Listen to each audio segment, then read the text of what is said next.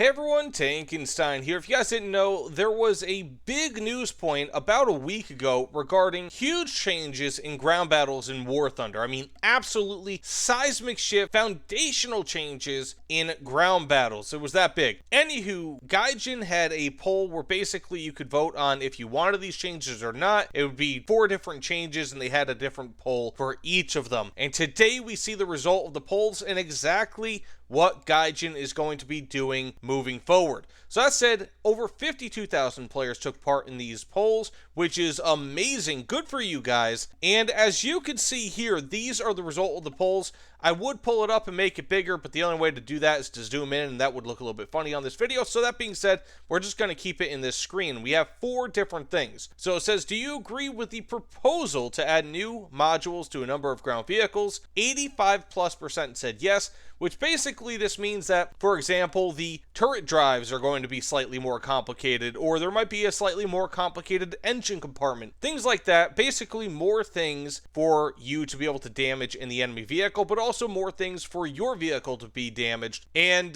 basically this is going to make ground vehicles slightly more complicated in that there will be more things again that could be damaged. Now, I wonder if this is going to impact repair times, if because more things are going to be able to be repaired, if this is going to do that. And bear in mind, they did mention that this is going to be implemented slowly at first. Only a few vehicles are going to be getting these additional modules.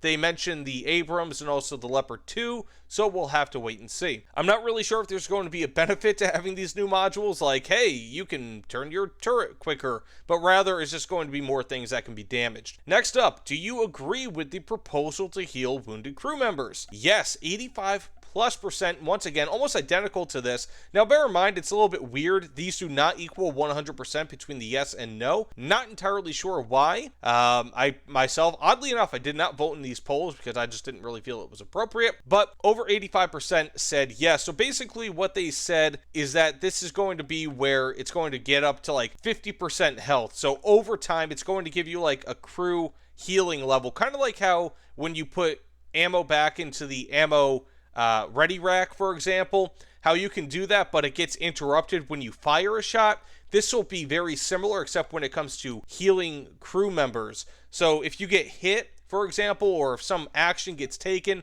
it'll stop healing, if I'm not mistaken. At least that's kind of how they described it. Next up, we have 2 very controversial points. Do you agree with the proposal to introduce stun and concussion mechanics? 58+% said no. That is absolutely huge. Basically what this would be like if you were hit or damaged or something like that, your gunner, for example, wouldn't be able to fire for like an additional second or so, which is just great. Like, this would be a foundational shift into how War Thunder ground vehicles would function. It would also kind of give you some cannon sway. It would just be really, really different from how it is now. And the majority of players, it wasn't as huge as saying yes here as it is saying no here, but the good majority of players said no, they do not want stun and concussion mechanics. Next, do you agree with the proposal to add new fire sources to the fighting compartment? It was almost half, but no won out with 51%. And basically what this would be is like, there's oil on the ground in the fighting compartment. There's rags or something, and those could catch fire and, you know, start a really temporary fire in the crew compartment, which could briefly injure the crew a little bit. So that sort of stuff, like if it was to be damaged by, for example, Heat FS going through. So they're looking possibly to still do this, but in a slightly different way. So I'll just read this verbatim so you guys know exactly what Gaijin is going to say, because these are the 2 controversial ones that we have here. So it says, as for the introduction of the stun mechanic, more were against introducing this mechanic than were in favor. So we will postpone its development for now. Perhaps we will discuss this further in the future after implementation of the announced changes.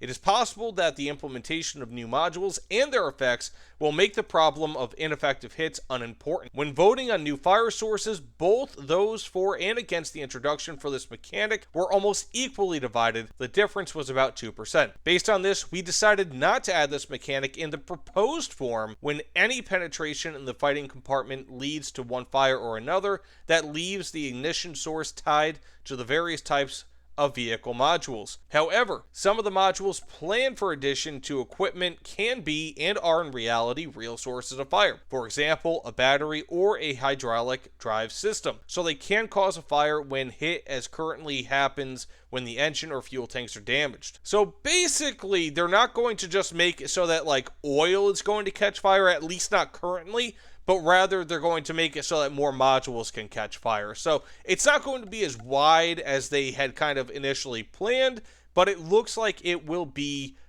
still some sort of fire risk in the future, which I personally kind of feel is pretty cool. You know, again, that was about 50-50, and I feel like the people who voted yes or no, they weren't necessarily going to be vehemently for or against it, but whereas you have this, they basically said that the concussion and stun mechanics might still be implemented in the future. They're just going to change it a lot. So we're going to have to wait and see how this gets implemented. It's going to be pretty damn crazy. They had mentioned that the cannon, for example, can sway like a quarter of the screen any one way. So that's a huge, again, foundational shift, whereas this is more like a slightly different feature. This is a foundational shift in War Thunder. So it'd be huge changes from that. But either way, thanks so much for watching. These are big changes that will be coming. Again, we will be getting these two things. This is going to roll out fairly slowly. This is probably going to roll out a little bit quicker into all vehicles. Whereas these two things, we're going to have to wait and see. But either way, thanks again. I'll see you all on the other side. Take care, everyone.